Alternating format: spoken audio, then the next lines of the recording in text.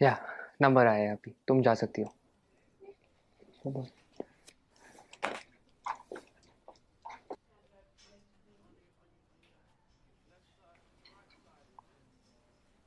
आप software engineer हो क्या?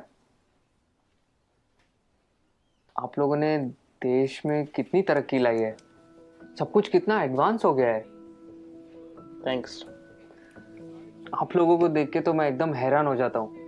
आप कंप्यूटर में अंदर कुछ कोड करते हो और बाहर दुनिया बदल जाती है। इतना आसान नहीं है दोस्त, ये कुछ कोड का काम नहीं है, काफी मेहनत जाती है इसके पीछे। कॉम्प्लिकेटेड है, काफी कॉम्प्लिकेटेड। वाकई, इसीलिए तो आपको इतनी तनख्वाह मिलती होगी ना। Why does everyone just sees the money in it? इसके पीछे की मेहनत कोई नहीं देखता। हम हिंदुस्तानियों की सोच ही छोटी है। जस्ट बिकॉज मैं पूरा दिन एसी ऑफिस में होता हूँ और ऑब्वियसली मुझे पसीना तो आता ही नहीं होगा, राइट? आप लोगों को ताकत यूज करनी होती है, हमें दिमाग लगाना होता है। ये बाल सफेद ऐसे ही नहीं होते। Let me give you an example. वो ईसीजी मशीन देखो, सब कुछ कंप्यूटराइज्ड है। आपके बॉडी में क्या क्या चल रहा है सब कंप्यूटर से निकाल सकते हैं। प्लेन की, ट्रेन की, लाखों रिजर्वेशन ऑनलाइन होती है। बैंक के ट्रांजैक्शन सब एक सिंगल डेटाबेस में। Data integrity, locking, data security. कुछ आइडिया ये सब डिजाइन करना कितना कॉम्प्लिकेटेड है? और आप कह रहे हैं कि कोडिंग करना आसान है। आप ये सब कोड करना जानते हो? पहले करता था, अब मैं प्रोजेक्ट मैनेजर हूँ, मेरी टीम सब करती है। ओह, तो अब काम आसान हो गया होगा। इस फील्ड में कुछ आसान नहीं है, जितना ऊपर जाओ उतनी ही रिस्पॉन्सिबिलिटी बढ़ती है, काम बढ़ता है, स्ट्रेस बढ़ता है। कोडिंग और डिजाइनिंग ये फिर भी आसान है, लेकिन अब मुझे पूरी टीम संभालनी पड़ती है। 10 लोगों को हर रोज जवाब देना होता है, क्वालिटी मेंटेन करनी होती है।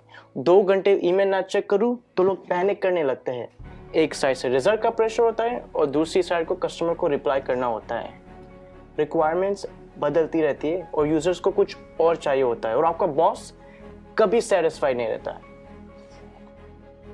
दोस्त, शायद तुम्हें पता नहीं है टेंशन और प्रेशर साथ में हैंडल करना कैसे होता है। मुझे पता है सर, टेंशन और प्रेशर दोनों साथ में हैंडल किया है। 6 साल पहले की बात है। हम लगभग 30 लोग रात के 3 बजे पॉइंट 4875 को कैप्चर करने के लिए बढ़ रहे थे। दुश्मन ऊपर से फायरिंग कर रहा था। अगली गोली किसके नाम पे लिखी थी पता नहीं था। उजाले से पहले हमें वहां पहुंचना था। वक्त काफी कम था हमारे पास। होश तो तब आया जब अगले दिन हम चोटी पर तिरंगा लहरा रहे थे, और तब हम बचे 30 नहीं, 4 लोग थे। आप Subedar Sushant from 13 Jammu and Kashmir Rifles on duty at peak 4875 in Kargil. मुझे बताया गया है कि मेरी टर्म पूरी हो गई है और अब मुझे सॉफ्ट असाइनमेंट का ऑप्शन दिया जाएगा। पर आप ही बताइए सर, काम आसान करने के लिए कोई अपनी ड्यूटी छोड़ सकता है क्या? उस दिन हमारा एक जवान दोस्त बर्फ में जख्मी पड़ा था। उस पर दुश्मन की गोलियां चल रही थी। हम सब बंकर के पीछे छुपे हुए थे। उसे बचाना मेरा कर्तव्य था और मैं उसे बचाने जाने वाला था, मगर मेरे कप्तान ने मना किया और कहा कि तुम नहीं जाओगे। मैंने इस यूनिफॉर्म में सबसे पहली कसम ये ली थी कि देश की सुरक्षा के बाद मेरे आदमियों की सुरक्षा सर्वोपरि है।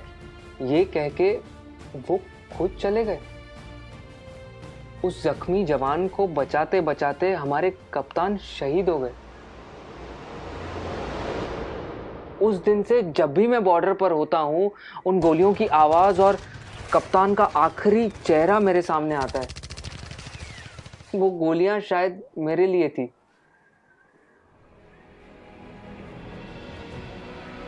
टेंशन और प्रेशर दोनों के साथ काम करना जानता हूं मैं। Sir, can you please go on? Yeah, sure. It was nice meeting you. Thank you for your service. जय हिंद। जय हिंद।